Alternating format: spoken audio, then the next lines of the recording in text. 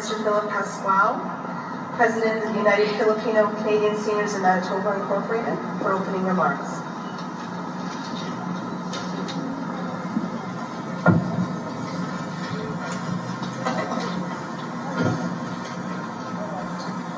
Honored guests, friends, ladies and gentlemen, mga kababayan, magandang umaga po sa inyong lahat. After 3 centuries of foreign rule and oppression, General Emilio Aguinaldo proclaimed Philippine independence on June 12, 1898, making the Philippines the first country in that part of the continent to be emancipated from the bondage of colonial aggression. Today, we are here gathered to celebrate the 100th centennial of Philippine independence. We Filipinos across Canada share with our friends and relatives and our kababayans in the old country the significance of this great event. But as we rejoice and celebrate, let us be mindful of the fact that this independence could not have been made possible without the men and the women who shed blood and even gave up their lives in order that we, their loved ones, might live.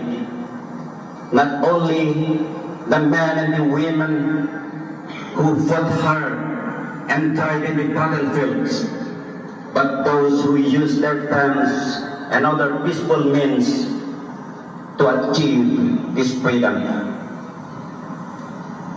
For our countrymen who now enjoy the blessings of this freedom in the old country, let them remind our youth of the sufferings and the sacrifices that their ancestors have experienced, the tears and the blood that they shed, and the lives that they gave up, in order for them to be able to fully understand the value of this freedom. Para po sa ating mga Pilipinong narito sa Canada ngayon, ay magagampanan din po natin ang tungkulin ito sa pamamagitan ng pagmumulat sa isipan ng ating mga kabataan ang kabutihan ng pagiging mabuti at masunuring mabagmayan, at higit po sa lahat ay imulat sa kanila na sila ay dapat makilahok sa ating lipunan upang makatulong tayo paano man sa ikauunlad ng bansang ito. For all Filipinos who have been living abroad, especially for us here in Winnipeg, we can also do our part